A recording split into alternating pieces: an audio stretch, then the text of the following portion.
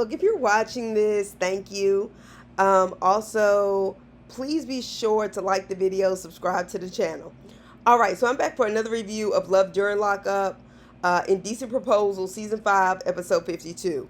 I'm sure you could tell my voice is a little scratchy. Not only is it a little scratchy, I've been kind of sick this week, and I've still been going through the week, teaching and stuff like that, and I'm just at a gas. I'm at a gas. But I'm trying to get this done so I could just straight up rest tomorrow.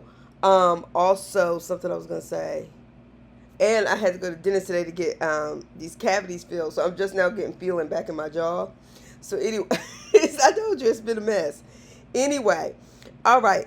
So Hunter and Kaylee, who is also dating Kate. This is a mess. This is such a mess. All right. So just when you think love after, life after, love during, can't come up with something new. This is reality TV gold. I don't care what nobody says. And it's a good thing. This is so raw and authentic, because then we'd end up with the kind of stuff that made us, at least me, as a millennial and stuff, watching Love and Hip Hop, like in my 20s and stuff. And the Real Housewives, when they started trying to contrive the same kind of drama so they could keep the same kind of ratings and therefore keep the audience, not realizing it was the authenticity that made us watch it. Anyway, not only, once again, is Hunter dating Kaylee, but he is also dating 39 other women. Does Kate make it 41, or is she included in the 40? Anyway, but Kaylee is on Love During Lockup too. I said she gonna get her check and her money. Why do I feel like we've seen a girl that looks like her before on this show? Remember another kind of yeah, because she met his friend in the park. Anyway, it's not the same girl. I was thinking to myself, it may be. Anyway, so she's up here making Hunter food that he can only see because he can't eat it because he's in jail. But she said that's what you do in a relationship. Baby, go see a therapist. And I'm not even trying to be funny, because your self-esteem is messed up, and this world can make you think that. It really can. Because this is what happens, and I was thinking about this as I watched the show, that this is what we get, right? When you get a society that is constantly telling women what is wrong with them, what they need to do, how they need to be better so they can get and keep a man, and then does not tell that same society what a man needs to do to marry, keep a woman, take care of a woman, so on and so forth. And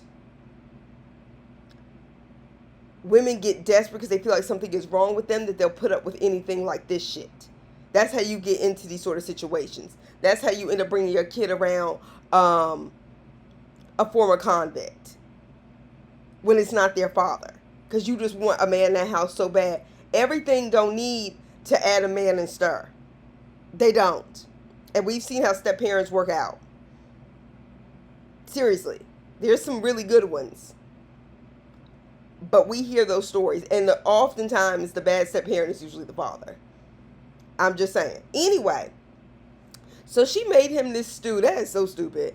And it's so dumb to waste money like that, especially during inflation. And this is also a recession, whether they call it that or not. I don't care what they tell you in the news. You up here wasting food. It is high as food is. Anyway, at this point, who is playing who? Because I don't get it. Kate thinks she was running game because she was helping him run a scam. Okay. But he got all these other chicks. So I'm trying to figure out what you think you did. Kaylee is half black and half white. I knew it before she said it. I could tell. They've been dating for 5 months with this pen pal stuff. Hunter said it started out as just about money, but he found out that she was cool. Next thing we know, they masturbating over the phone. Kaylee, that's nasty. That's not ladylike. And quite frankly, that is not something you want on TV forever. But now that footage does not belong to you because you do not own it. Not to mention how you pulled up your apron and showed us basically like your cootie cat, like Jocelyn says, when you showed your friend in the salon your new tattoo. I mean, you was like, might as well have been acting like you was going to the bathroom or something. Anyway, so he said she started to come and visit him pretty quick, and I started thinking to myself, wait a second, he told Kate he can only have video visits, not real visits. I said, uh-oh. This is getting good. So this chick switched her work schedule so she could masturbate on the phone and make him stew he can't eat. I said, girl, please. He's telling her he wants to marry her, and she said she wants to marry him. You're a dummy, but we're here for it. Anyway, he said the reason why he proposed to Kaylee is because she's financially stable, sexual, and everything he wants. Financially stable, a place to live, and he doesn't have to work. He said Kate gave him a year, like she's already had a strict timeline to like date her and stuff before they get married. This fool, Kaylee, got this boy's name tattooed on her. Kaylee, you a special kind of dumb, but you want to write reality show for this kind of dumb. Moving on. So Kate, meanwhile, is waiting on Hunter to call her at 5. Why is she confused? Okay? The fact that she is acting confused, or maybe she's not acting, about how he's communicating with all these other women. Bitch, you gave him the idea. It'd be one thing if he had just done this behind your back. You gave him the idea. He's talking about this way too comfortably with you, which says he doesn't respect you, and that's a problem. She tells him that she's been thinking about him being with other women, and she said he needs to break up with them. And he said, well, it's hard because I'm attached. She was like, how are you attached? These are like just pen pals. They give you money. So he said, well, look, one girl has my name on her. I was thinking to myself, and he said he gonna marry her. Anyway, then we get Kaylee at the salon. She works at a salon, owns a salon, I'm not sure. And she's in there talking to this white guy by the name of Nick, who's asking her about her new tattoos. And she basically shows his initials or whatever. And he was like, you're wrong. And I was like, yes, in the worst way. He's like, you know that's permanent. So Nick looks at her like she's crazy when she said he's going to be her husband. And she was like, well, that's not the look. He was like, I'm happy for you. I'm happy for you. And she was like, that's not the look of somebody who's happy for me. I was like, no, it's the look of judgment and concern. And quite frankly, he has every right to look at you like that because you're a dummy. Anyway, she claims she specializes in curly hair. If you do, honey, if you did, I'm going to need you to be a better representative for yourself. And I'm also going to need you the next time you have a scene at your salon to actually put somebody in that chair that you can prove that to us, okay? We know you don't have a unique struggle with a white mom who couldn't do your black hair. Anyway, meanwhile, Kate is telling him he needs to break up with all these chicks in a way that seems final. They need to know. Kate is delusional and says these women are pissing her off because they're holding up his release. I said, bitch, first of all, this is your fault. This is your making. I'm not saying he wouldn't have done it anyway, but because he did, and at her request, what do you want from me? You endorsed this whole thing. So he said he feels bad because he fell in love with 2 women. Men who say they're in love with 2 women are narcissists. There's no such thing. Anybody who has ever really loved somebody knows that you cannot love 2 people. You can't. You can't. That emotion doesn't work like that. God didn't set it up like that. Anyway, moving on. Savannah and Bradley. I just don't like this chick. Ever since I've seen that labor camp that her ancestors had and they built a house on. Anyway, so she's excited that he's getting out soon. Bradley. Did y'all realize Bradley's name is spelled wrong? And I don't mean like WeTV spelled it wrong. Like whoever wrote his birth certificate named him wrong. Anyway, so I bet she is excited so she can bring down that phone bill. Anyway, if Savannah doesn't have a place to live on her own, how are you going to have a barely recovered drug addict grown man going in and out of your house? Like, it's not like you can make the rules when you don't live there. And he's going to be living with his dad. Y'all might as well be teenagers. And she's in Richmond with Brittany and Kira. Have you reached out to them? Anyway, apparently he has a roofing job set up for when he gets out. How does that work? Does his father own the company? Anyway, she has an appointment with a plastic surgeon. That didn't surprise me by the kind of chick that she was. It just did not surprise me. She wants a bigger butt. But she had gastric bypass. She, like recently, like within a year or two. at 290 pounds. Now she's saying she doesn't have a butt. I think that's too much surgery. Now, gastric bypass, I get it, especially for people who are in a life and death situation, high cholesterol, just things you really can't help. And that's why people get it. But it does shrink your stomach to the point where you can't even eat like all the food you may even want. Like you can't eat it. Like I told you, I have a friend, I kind of use that loosely, but who told me, oh, well, while you're trying to lose weight, you should get it. First of all, slow your roll. And that's exactly what the fuck I said. And I was like, I'm not doing that shit. Okay? I've been on a weight loss journey. Go to hell. Okay? Because she got gastric bypass. She had 2 kids. And she was acting like it was just the greatest thing in the world. And that may have worked for you. And essentially you got it because you got married to a man who wouldn't get a vasectomy, but wanted you to tie your tubes after 2 difficult pregnancies, and you're worried about how you look toward him. And everybody is not meant to be skinny. I'm going to leave it there. And in terms of the way people look. Okay? Because 290 pounds, to me, I'm going to be very honest. And you have to be like 100 pounds over what would be considered like a regular weight.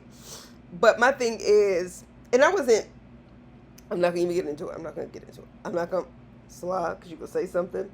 Don't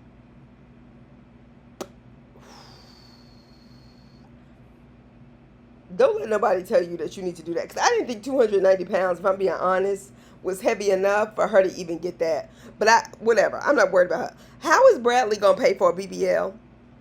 First of all, am I the only one that thinks those things look weird? Everybody that's gotten them looks botched. It looks mismatched. Need I point out who keeps showing up on the Shade Room? Jamal Bryant's new wife. It looks weird. It looked like she did not need that. And then she went and did it, and now it's like that. It just was weird to me. The woman quoted her $19,000 for the BBL. How the hell is he going to pay for that? This is the same person who told you he had a $250 budget. You are a fool for going in there. And you know he won't pay for it. You know he can't. And even if he is lying about paying for it, at the end of the day, you're getting the surgery for him, not you. And your body has still experienced a level of trauma, certainly after gastric bypass. And then, I'm just like, why are you getting a BBL? If he likes women with big butts and doesn't like you how you are, and I know this is a waste of time for a conversation with a chick like that, but my thing is, fuck it. And most people honestly look better before plastic surgery than they ever do after. The overwhelming majority. So she's talking to Bradley about the consultation for the BBL the next day. And I just have a question. What do these people in her family do for a living? Because her mom is like a prison, on your way into prison, like counselor or some shit. And that house is huge. I mean, it's huge. And the grandma lives there and shit. Like, even paying property taxes on a place like that, you can't just have a house like that. Do they sell drugs? Are they trafficking people? Are they still living off slave money? Because their jobs are not giving mansion. And if you living off slave money, I want my fucking reparations. Don't play. Because my dad's side is from Virginia. I don't play that shit. Anyway, so she told him it would cost $20,000. And he would have to pay for it over the months. They have a payment plan. Everybody gets approved. I bet they do with that interest. So he was like, hell no, I'm not paying for that. And he said, yeah, I told you I'm an ass guy. But he says, honestly, I wish you would have just gone to the gym more. I said,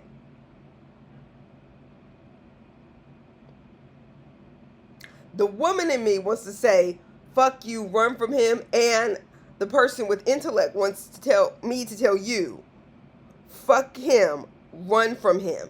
A man who puts you down like that is not worth it. However, both of y'all are crazy and you living on top of my ancestors and I'm not here for it. Moving on. Jakima and Donnie. Jakima is giving, what was that girl's name that came from Louisville, Kentucky and went to Atlanta and then got a private eye to go chase that boy around in the Holiday Inn. Like, I can't remember her name. I can see her face just as clear with that green weed. Anyway, y'all know who I'm talking about. So she's in Dayton, Ohio. She appears at this time, I'm just telling you my thoughts as I'm going through, to have 2 kids in a very nice and sleek apartment, I thought. She's in sales and marketing. A respectable career, I imagine, but dating a man who's in prison for drug trafficking and drug possession. Ma'am. And she has twins, 2 beautiful boys. She really does. And she says she spoils her kids like she was raised and gives them everything they want.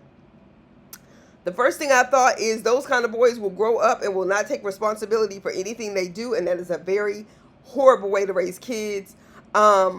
You can't do that. They turn into brats, and black brats do not have a space in this world the way white brats do. White brats grow up and become Elon Musk and Donald Trump. Kids with no boundaries that are black end up like Donnie, whether they've done serious things or not. However, I will say, as I continue to watch, and that was just my thought, but they were still very sweet, well-behaved boys. Anyway, so she may have been spoiled in a different way. So we get Donnie over the phone, okay? WeTV gets him on the line, I guess. Like, this stuff is so wild. Donnie said he can get out in a year, or he may get out in 2027. I hope sooner than later, Donnie, because Donnie that's in the White House ain't really trying to set no real black people free. And neither is Joe Biden. I'm going to do a video about that tomorrow. My voice is better. All right.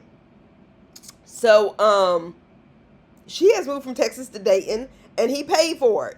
Okay, now this is different than old girl with the green hair from Kentucky. I don't want to call her Larita, but that wasn't her name. Rakima or something. She was a rapper. Anyway, so she saw him on TikTok, and she said she thought he was cute or whatever, and contacted him and realized he was in prison. I'm sorry, I just can't. I can't with this right now. I just can't. And she said, a man in prison, what can he do for me? I said, you should have stayed with that thought. You should have trusted your intuition on that one. So she said she hasn't told anybody that her man is in prison. Yeah, and you know what? The right instinct is to be embarrassed, okay? Because you went looking for him as opposed to knowing him ahead of time or something. So she said, but honestly, it's none of their business. She said it's a stigma to date somebody who's in prison. Yeah. It is. And, you know, quite frankly, it needs to stay one. I'm sorry, it needs to stay one. That's for a reason, all right? She hasn't told anybody. She hadn't told her kids. She said she's a private person. She says this to us on a reality show that is broadcast nationally, and a very popular reality show at that. Because I personally been watching this show, and I know there was episodes before this, since 2013. Okay, miss me with the foolishness. Okay, meanwhile you're telling us that you're a private person while you date a man you've never met in prison. You just sound all kinds of foolish.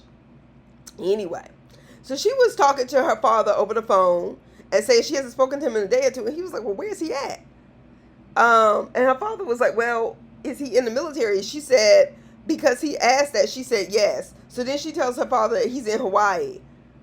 First of all, I hope your father knows this is bullshit. And something tells me it does, but he wants you to learn this dumbass lesson the hard way.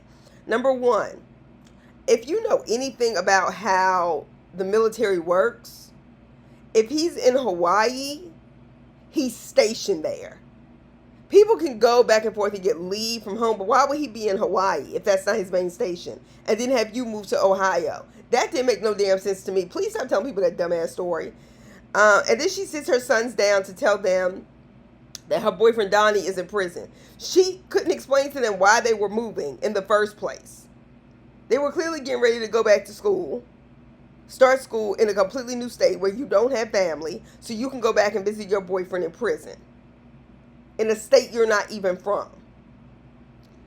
Anyway, so one of the sons was like, well, why is he in prison? And she said, we're not going to talk about that right now. Well, bitch, what you bringing up to 2 little kids before they go to bed for? So they can have nightmares about this shit. And bitch, you dropped a bomb on some 7-year-olds, however old they are. They look about 7 or 8.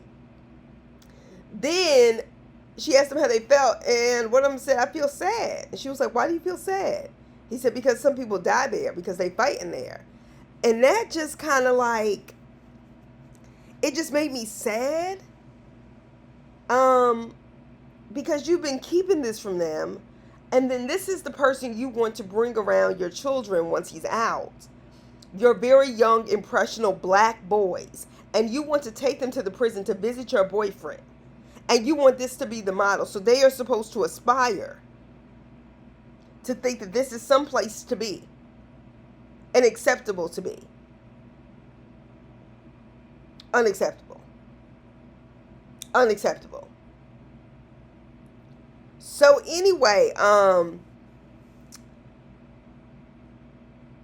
the boy said, well, we want to know, we promise, we'll understand. Just sweet, you could tell. Her son, then she tells us her son's father went to prison too when these kids were 3 months old. She said she was sending him money at first when she had just had babies. And he took the money and got tattoos. And she was like, I really thought that was inconsiderate because I needed it for diapers and stuff. I said, you goddamn right it was. He's a piece of shit. And that should have been your lesson, Jakima, or you shouldn't have told us that part. Because I had been wondering, how does the father feel? She just up and took them. But then I was like, well, we already know how that go. You know, men that don't care about what happens to their kids. But your reasoning is Donnie doesn't ask for anything. He shouldn't. And he paid for her to move there. He did. But he did with this money from Cash App. So he's doing the hunter shit. Don't tell me people are just randomly putting money in his Cash App. And I guarantee you they're women, okay? At least she's not completely played because he giving her something. And apparently she has a skill set and jobs. Anyway, she's planning on taking her 2 black sons to prison to visit. Not their father, not their uncle, not their granddaddy, but to some Negro she has never met. I just can't. Then we get her in the beauty supply store, okay? With a pink wig, talking on the speakerphone to her prison boyfriend about how he's going into the hole. I done told y'all how I felt. I felt that way when Mia was sitting in the coffee shop. I feel that way now. That stuff is ghetto. I don't care what these production companies that go somewhere, but I guess it was the beauty supply store. But let me tell you something. Somebody else was in that store and they was pissed off hearing your conversation, or they were listening to everything, okay, or both, and talking about you. Anyway, all right. So she asked him why is he going into the hole, and he said he doesn't know why. Donnie, we all know you know why. She know you know why. Mind you, she's still talking to him on the speakerphone in the store. She didn't walk out or anything. She still got that wig on her head. He did this as soon as she came up. All of a sudden, he ends up in a hole. Now, granted, some people who are in jail are used to things, but she said he was talking to another person when they met, but he cut it off. I said, see, you done had red flag after red flag, and you done already dated somebody who was in prison because he was the father of your children. That at least made some kind of sense, right? When he said, I don't want a woman I'm going to be arguing with. She said, well, then go find her. Let me tell you something. He was awfully calm for somebody going into the hole. He probably had another chick coming up there to visit. And this ish is his way of trying to swiggle out of this relationship with her and create tension. If he's getting money from his Cash App, you ain't his only chick, and you probably ain't the only one he helped move. Catch. Who's sending him a bunch of money through Cash App? Girl, bye. Then we get Tia and Rob. Now, see, I tried to give everybody a clean slate, even though we know this stuff is foolish. But Tia, because I felt for you, and I appreciate you telling your story about domestic violence, because that is no joke. But Tia, you have a daughter. And this is where I get off the train. I tried with you last week, but no, I ain't doing it. She believes that Rob is the man she wants to be with. And she said his stories aren't adding up. I said, duh, but you got a daughter, probably about the same age as Jakima's sons, about 7 or 8. And you dating a man in prison and mad that this man ain't going to be in your house as soon as you thought he was. No, ma'am. And as young as she is, I'm presuming that this child's father was the man she was in an abusive relationship with. You not only need some time to heal, you need to make sure your daughter's okay. Because even when kids experience that young and you get them out of it, it's still in their subconscious, that kind of abuse. James Brown's daughter talked about that. And she was like 5 when they divorced. It just doesn't go away. And she ended up in a similar relationship. Anyway, so her daughter is shopping for ballet stuff. Her sister Tiffany wants to know where he's staying. Now, Tiffany, I like you because Tiffany, you ask the right kind of questions. And I can tell it's not to be an asshole, but it's out of love and concern for your sister. So she explains he's staying with a family friend and said, are you sure he's not in some polygamous relationship? And she was like, what? Why would anybody do that? And her sister said, please, this is the 21st century. Yeah, you may be in one unbeknownst to you, okay? But don't act like people don't act like that. So the sister got right down to it when he was on the speakerphone again in the ballet store. I gotta hurry get off of here. My throat's starting to hurt. Asking all the questions about where he was gonna stay. He said he's gonna be living by himself.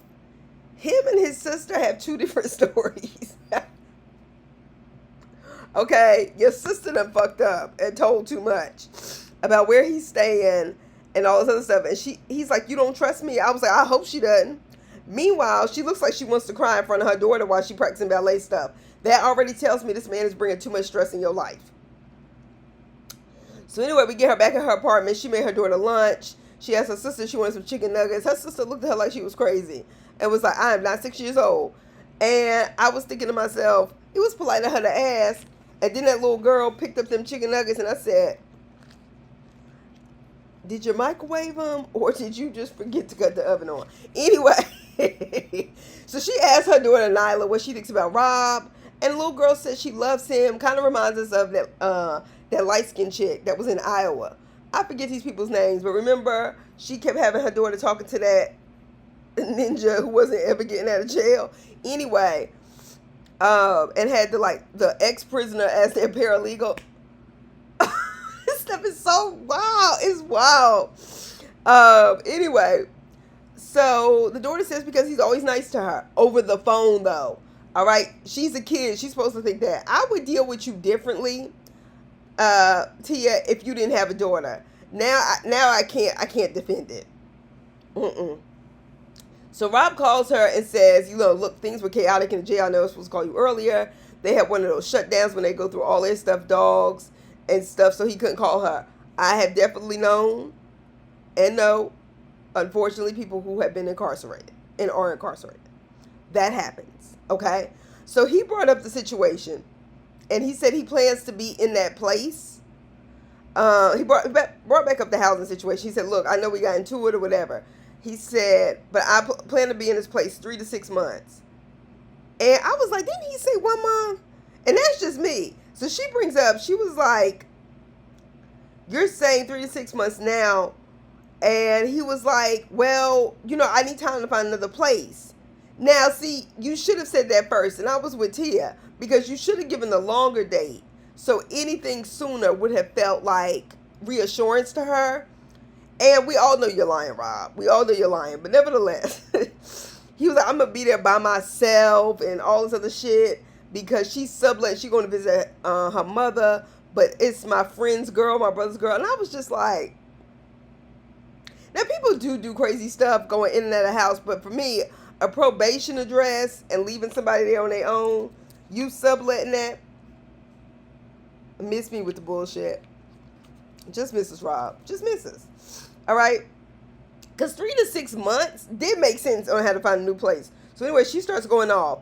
He started telling her she can't talk to her man like that. The fuck I can. You in jail. You slow your roll, bro.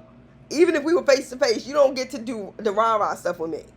All right? So then he was like, you're threatening me? And I was like, she was like, pretty much.